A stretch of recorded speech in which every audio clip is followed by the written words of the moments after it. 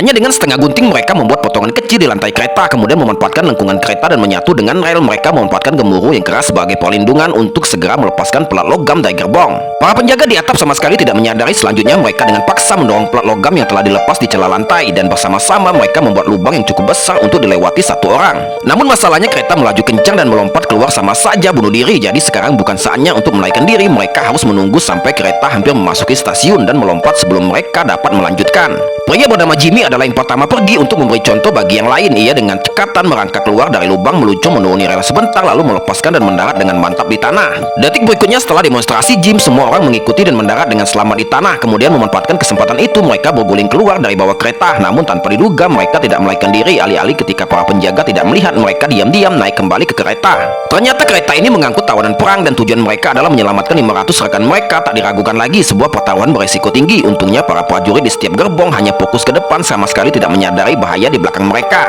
Hal ini memberi Jimmy kesempatan sempurna untuk menyergap mereka. Diam-diam ia menyelinap ke belakang seorang prajurit dan tiba-tiba mencekiknya hingga pingsan dengan seutas tali. Segera setelah itu ia segera mengenakan helm prajurit, mengubah dirinya menjadi seorang penjaga. Melihat ini, rekan-rekannya berencana melakukan hal yang sama dengan cepat naik ke atap untuk mencoba menjatuhkan para penjaga di gerbong di depan. Namun saat itu kereta tiba di stasiun dan perlahan berhenti. Rekan-rekannya setelah kehabisan semua pilihan lain segera mundur menghentikan operasi untuk sementara. Karena hari sudah malam, Jimmy yang menyamar sebagai penjaga tidak dikenali oleh yang lain. Untuk menghindari kecurigaan, ia terpaksa menuruti perintah dan turun bersama penjaga lainnya untuk beristirahat. Saat itu Jimmy yang jeli tiba-tiba menyadari bahwa semua penjaga sedang beristirahat di sisi kereta. Ia segera memberi isyarat kepada rekan-rekannya di bawah gerbong untuk pergi ke sisi lain, membuka gerbong terakhir dan melepaskan semua tawanan perang di dalamnya. Dalam sekejap mereka mendapatkan puluhan pembantu lagi. Detik berikutnya rekan-rekannya memimpin kelompok itu ke atap lalu membagi mereka menjadi pasangan-pasangan. Detik berikutnya memanfaatkan kesempatan itu, mereka serentak melompat turun dari kereta, dengan mudah menaklukkan para penjaga yang tidak menaruh curiga. Saat para petugas kereta bereaksi, Jimmy dan rekan-rekannya telah bergegas dengan senjata siap sedia dan merebut kendali kereta. Namun sebelum mereka sempat merayakan kemenangan, cahaya menyilaukan datang dari belakang dan kereta lapis baja lain dengan lampu sorot menyala-nyala melesat ke arah mereka. Ini bukan hanya pertaruhan kecerdasan dan keberanian yang ekstrim, tetapi juga sebuah tindakan pembangkangan dalam mengejar kebebasan.